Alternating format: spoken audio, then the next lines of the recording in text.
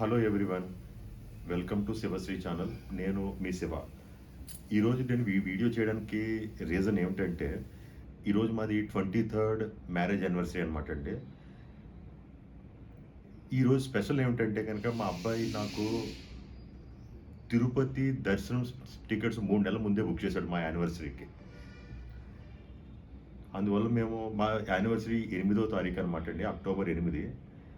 మేము 7వ తారీఖు సాయంకాలమే బెంగళూరులో బయలుదేరాం. చిత్తూరులో స్టే చేసాం అనమాట. చిత్తూరులో మేము ఆన్ ది వే కాణిపాకం దర్శనం చేసుకుందామని అనుకుంటున్నాం. కాణిపాకం తర్వాత అర్ధగిరి ఆంజనేయ స్వామి దర్శనం కూడా చేసుకుందామని అనుకుంటున్నామండి. ఇది అయిన తర్వాత మేము తిరుపతి వెళ్ళి తిరుపతిలో వరాహస్వామి దర్శనం, తిరుమల వెంకటేశ్వర స్వామి దర్శనం, నెక్స్ట్ పద్మావతి అమ్మవారి దర్శనం, గోవిందరాజ స్వామి దర్శనం. ఇవి మా ఈరోజు మేము దర్శనాలు చేసుకుందాం అనుకుంటున్నాం. ఈరోజు 8, 9వ తారీఖులు.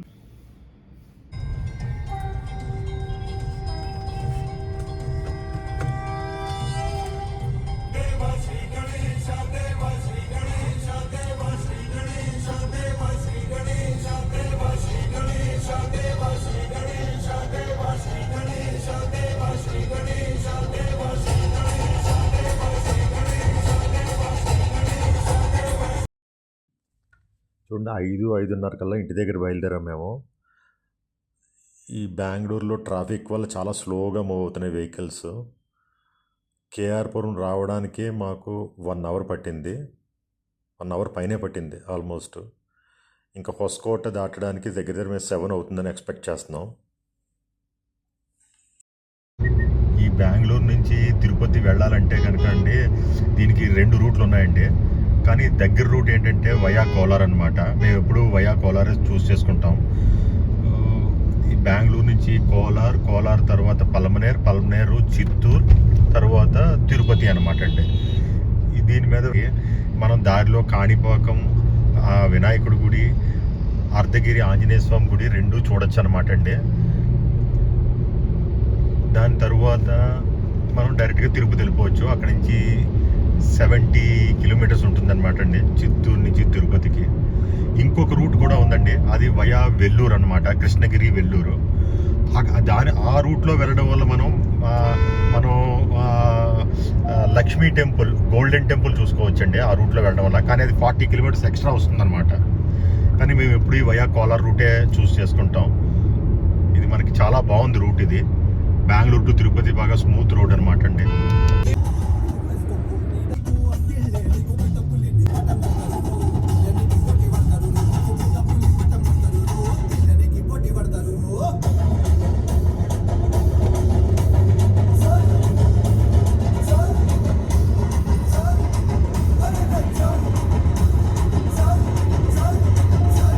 చూడండి, 7:40 కల్లా మనం కోలార్ సిటీ దాడుతున్నాం అనమాట అండి హైవేలో.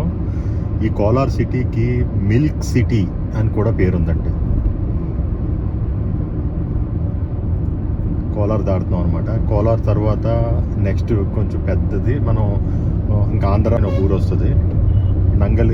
నంగలి ఏమో బార్డర్ అనమాట అండి. నంగలి, పలమనేరు, కర్ణాటక ఆంధ్ర బార్డర్ అనమాట అండి.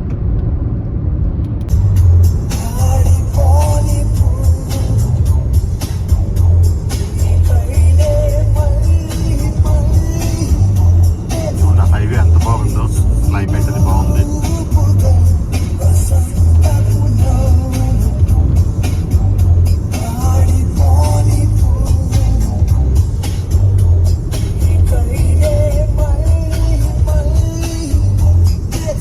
చిత్తూరులో మేము రూమ్లో రెడీ అయ్యి ఇప్పుడు కాణిపాకం బయలుదేరుతున్నామండి ఈరోజు.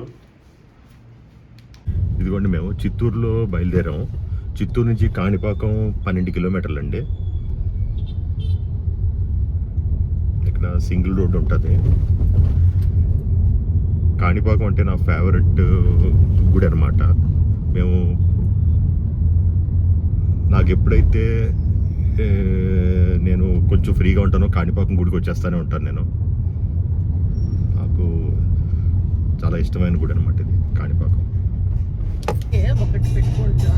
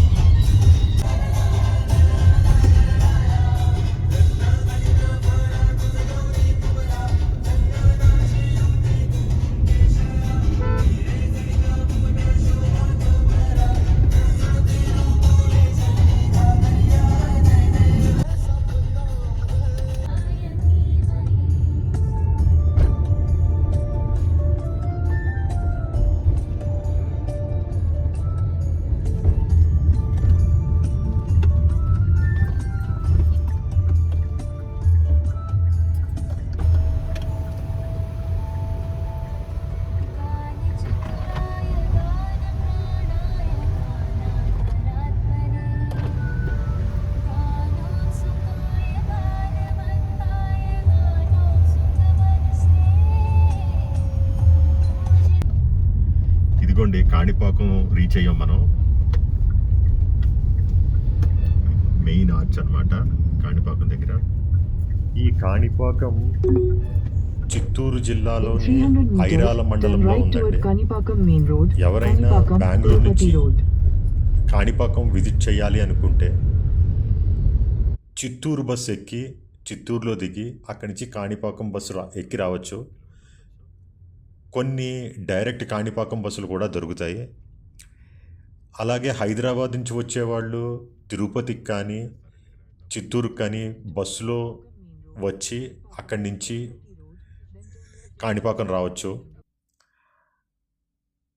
ఇంకొకటి విశాఖపట్నం విజయవాడ నుంచి వచ్చేవాళ్ళు కూడా తిరుపతి వరకు వచ్చి అక్కడి నుంచి బస్ చేంజ్ అవ్వచ్చు. చిత్తూరు వరకు కానీ వచ్చి బస్ చేంజ్ అవ్వచ్చు కాణిపాకానికి.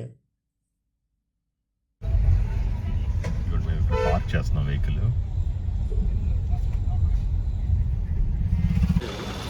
చూడండి కాణిపాకం గుడికి నడిచి వెళ్తున్నాం మేము పార్కింగ్ దగ్గర నుంచి. స్వామివారికి 50 సంవత్సరాల క్రితం అలంకారం చేసే వెండి కవచం ప్రస్తుతం సరిపోవటం లేదని చెబుతారండి. ఈయన్ని సత్య ప్రమాణాల దేవుడు అని కూడా అంటారండి. ఎవరైనా అబద్ధం ఆడినప్పుడు లేదా అబద్ధం అని అనుకుంటున్నప్పుడు వాళ్ళని కాణిపాకం వినాయకుడి దగ్గర తీసుకొచ్చి ప్రమాణాలు చేయిస్తారండి.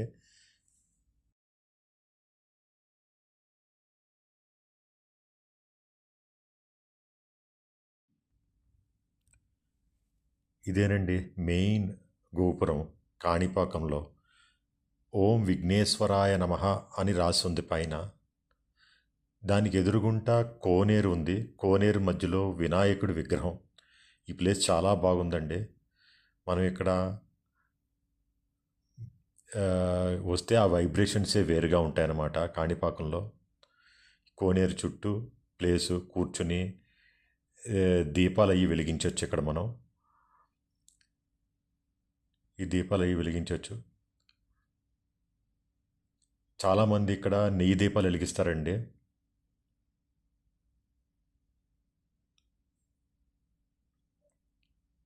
ఈ కాణిపాకం చాలా పవిత్రమైన స్థలం. చూడండి మేము కూడా నెయ్యి దీపాలు రెడీ చేసుకుంటున్నాం వెలిగించుదామని.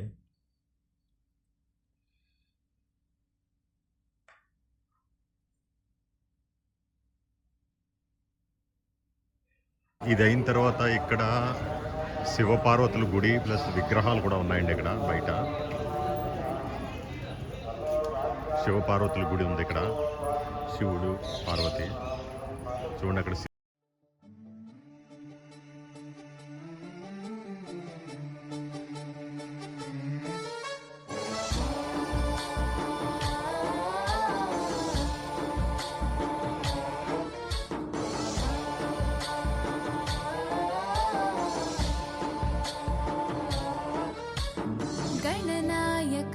गणदैवताय गणाध्यक्षाय धीमहि गुणशरीराय गुणमण्डिताय गुणेशानाय धीमहि गुणातीताय गुणाधीशाय गुणप्रविष्टाय धीमहि एकदन्ताय वक्रतुण्डाय गौरीतनयाय धीमहि गजेशानाय भालचन्द्राय श्रीगणेशाय धीमहि एकदन्ताय वक्रतुण्डाय गौरीतनयाय धीमहि गजेशानाय भालचन्द्राय श्रीगणेशाय धीमहि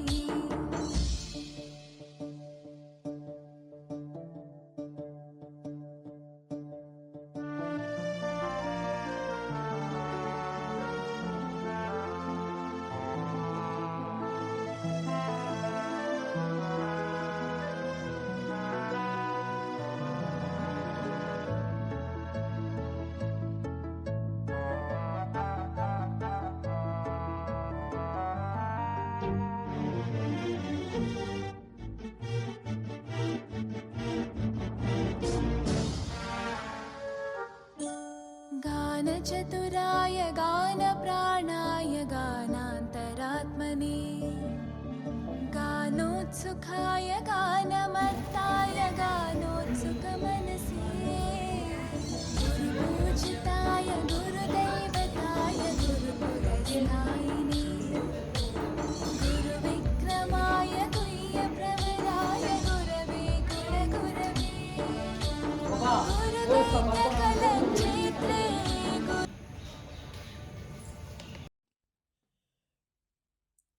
కాణిపాకంలో దర్శనాలు అయిన తర్వాత మేము తిరుపతికి బయలుదేరామండి.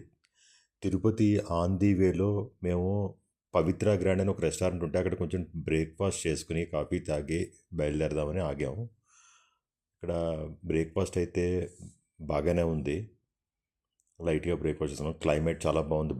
బయట కూడా ఇక్కడ సీనరీ చాలా బాగుంది. కొండలు, చుట్టూ కొండలు, మధ్యలో ఈ హోటల్ ఉన్నదన్నమాట హైవేలో.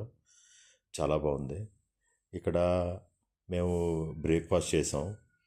మళ్ళీ ఈ బ్రేక్ఫాస్ట్ అయిన తర్వాత మేము మళ్ళీ రూమ్ చెక్-ఇన్ చేయడానికి వెళ్ళాలన్నమాట. రూమ్ అయితే మేము తిరుచానూరులో తీసుకున్నాం. తిరుచానూరు నుంచి అలిపిరికి 5-6 కిలోమీటర్ల దూరం ఉంటుంది. ఫస్ట్ మేము రూమ్లో లగేజ్ పెట్టి ఆ తర్వాత మేము అలిపిరికి వెళ్దామని చూస్తున్నాం అనమాట అండి. ఫస్ట్ మళ్ళీ మేము తిరుమలకి బయలుదేరుతున్నాం. ఇప్పుడు తిరుపతికి బయలుదేరుతున్నాం. చూడండి, ఇదే హోటల్. ఇది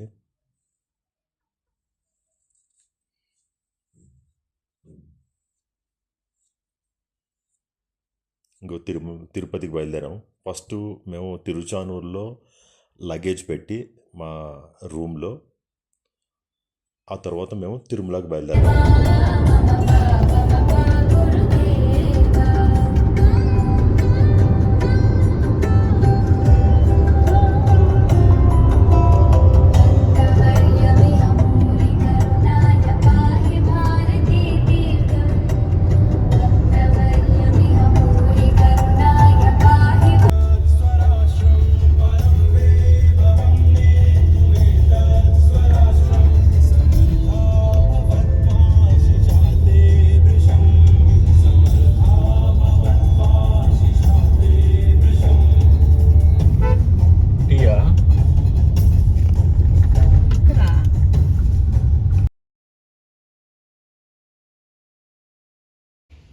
అమ్మయ్య, ఫైనల్గా మేము తిరుపతి వచ్చామండి.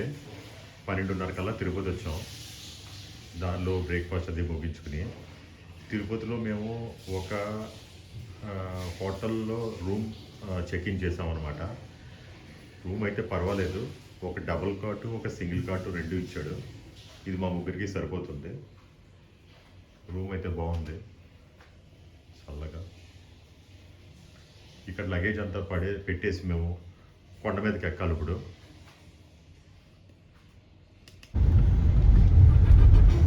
వర్షం చాలా ఎక్కువగా ఉందండి తిరుపతిలో. క్లైమేట్ బాగుంది. చుట్టూ కొండలు, దాని మధ్యలో ఫ్లైఓవర్ మీద వెళ్తున్నాం మేము. క్లైమేట్ మాత్రం చాలా బాగుంది.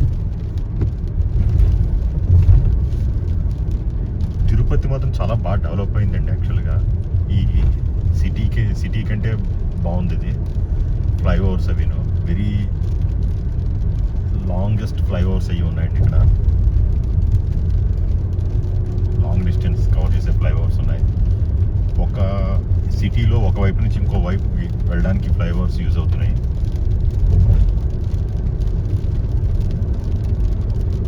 చూసారు కదండి, ఇదంతా మన ఫ్లైఓవర్ మీదే ఉన్నాం.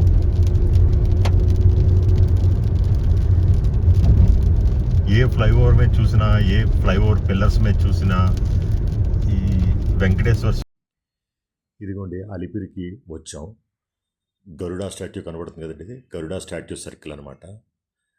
ఇక్కడి నుంచి మనం అది మెయిన్ ఎంట్రన్స్ లోపల నుంచి లోపలికి వెళ్తే ఇక్కడ 500 మీటర్స్ దూరంలో అలిపిరి ఘాట్ రోడ్ దగ్గర చెక్కింగ్ ఉంటుంది. సెక్యూరిటీ చెక్కింగ్ ఎందుకు చేస్తారంటే తిరుమలలో కొన్ని పదార్థాలు తీసుకువెళ్ళడం నిషేధించబడిందండి.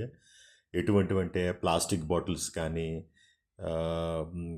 ఆల్కహాల్ కానీ, పాన్పరా, గుట్కాల్ లాంటివి కానీ, ఇటువంటివన్నీ తిరుమలలో నిషేధించబడ్డాయి. అందువల్ల ఇక్కడ చెక్కింగ్ చేస్తారు. ఇంకా రకరకాల ఐటమ్స్ అలౌ చేయరు. వాటన్నింటినీ పైకి తీసుకెళ్ళడానికి నిషేధించబడింది. చూడండి, ఈ 500 మీటర్స్ లోపలికి వెళ్తే అది చెక్కింగ్ పాయింట్ అనమాట. అక్కడ మనం కార్ అది ఓపెన్ చేసి చూపించాలి. చూపిస్తే సెక్యూరిటీ వాళ్ళు వచ్చి అన్నీ చెక్ చేసి అప్పుడు మళ్ళీ లగేజ్ అంతా స్కాన్ అవుతుంది.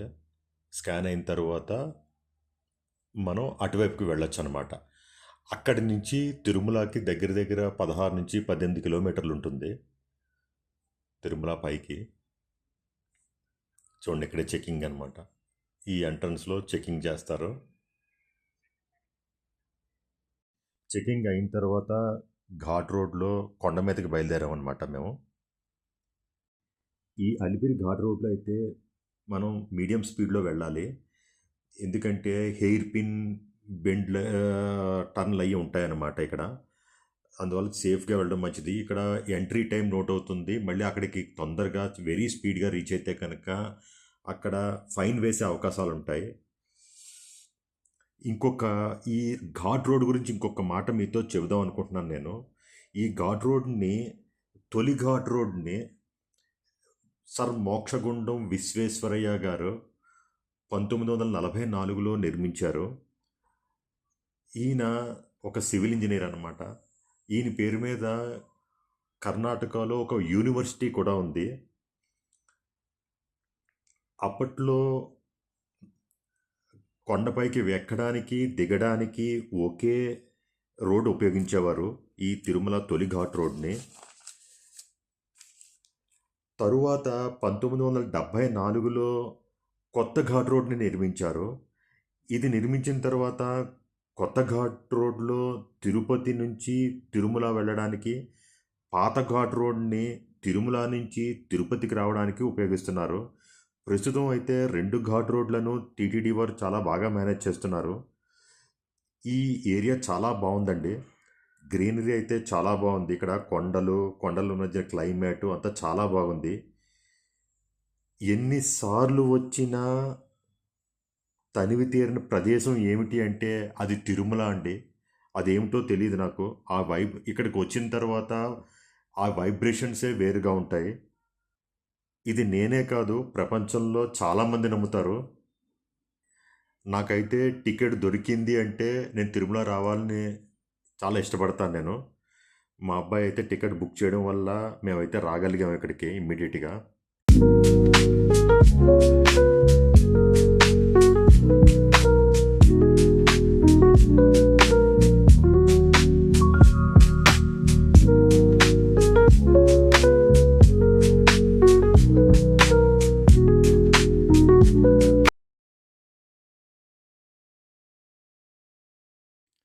కొండపైకి వచ్చేసామండి.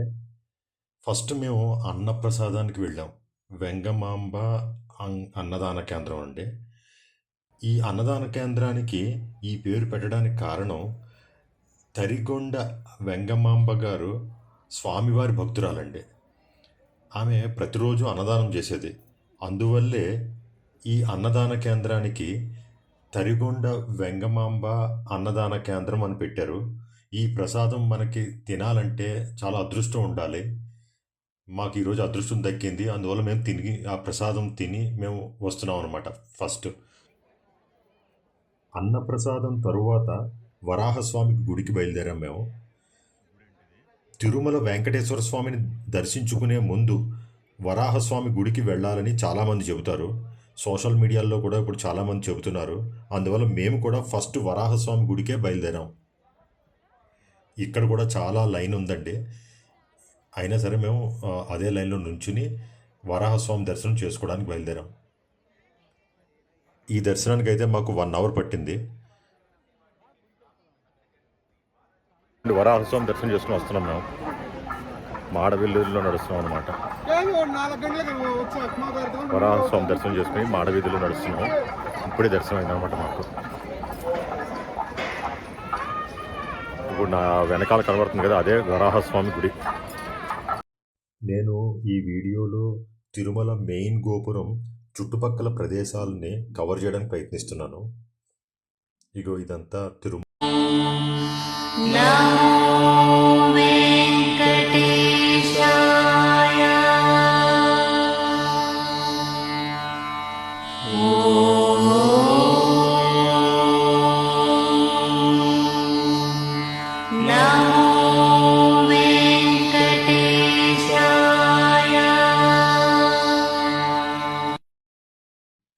ఇదిగోనండి, ఇదే తిరుమల మెయిన్ గోపురం అన్నమాట. చూడండి ఎంత బాగుందో. నేనైతే ఈ ప్రదేశాన్ని భూలోక స్వర్గం కింద భావిస్తాను. ఈ ప్రదేశాన్ని భూలోక స్వర్గం అనటంలో ఎటువంటి సందేహం లేదు, ఎటువంటి అతిశయోక్తి లేదు.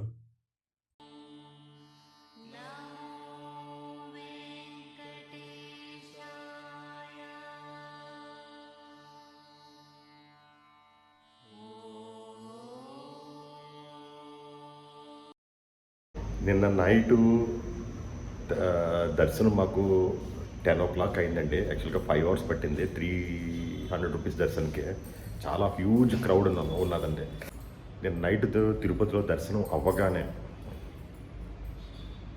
మేము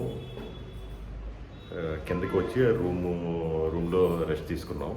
తర్వాత ఇప్పుడు మేము అలివేలు మంగాపురం వెళ్తున్నాం అనమాట, తిరుచానూరు.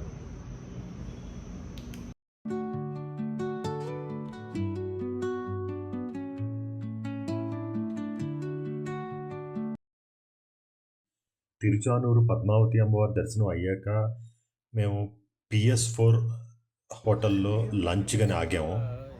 ఇక్కడైతే చాలా రష్ ఉంది, అందువల్ల కాసేపు వెయిట్ చేయమని కూర్చోమన్నారు. వెయిటింగ్ అయిన తర్వాత మేము లంచ్ ముగించుకుని బెంగళూరు వైపు హైవే ఎక్కామన్నమాట. తిరుపతి బెంగళూరు హైవే ఎక్కాం.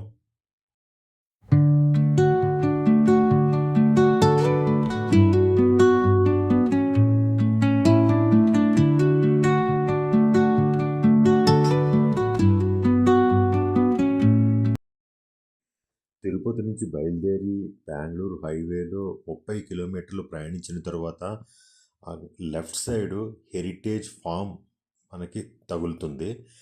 ఆ హెరిటేజ్ ఫామ్కి బయటనే హెరిటేజ్ స్టాల్ కూడా ఉంటుంది. అక్కడ డైరీ ప్రొడక్ట్స్ సేల్ చేస్తారండి. చూడండి, ఐ లవ్ హెరిటేజ్ అని రాసింది. ఇదేనమాట హెరిటేజ్ స్టాల్. చూడండి, ఇదంతా హెరిటేజ్ స్టాల్. ఇక్కడ డైరీ ప్రొడక్ట్స్ కూడా సేల్ చేస్తూ ఉంటారు. మేము కూడా కొన్ని డైరీ ప్రొడక్ట్స్ కొనుక్కుందామని అనుకున్నాం అనమాట. గీ, లేకపోతే స్పెషల్ గీ ఒకటి ఉంది, పేడ, ఇవన్నీ ఇక్కడ అమ్ముతారనమాట అండి. చీజ్, బటర్ అలాంటి ఐటమ్స్ అన్నీ అమ్ముతారు. మేము కూడా కొన్ని ఐటమ్స్ కొనుక్కున్నాం. హెరిటేజ్ ఫామ్ హౌస్లో 10 to 15 minutes స్పెండ్ చేసిన తర్వాత మళ్ళీ మేము హైవేలో బెంగళూరుకి రిటర్న్ బయలుదేరామండి. ఇదండి, మేము మా 23వ పెళ్లి రోజుని స్వామివారి దర్శనం చేసుకుని హ్యాపీగా జర్నీ అంతా ఎంజాయ్ చేసుకుని వచ్చామండి. వర్షం వచ్చేలా ఉందండి, చాలా వర్షం వచ్చేలా ఉంది. మేము తొందరగా బెంగళూరు చేరాలని అనుకుంటున్నాం. చూడండి, మేఘాలు అవి ఎలాగా కమ్ముకుంటున్నాయో.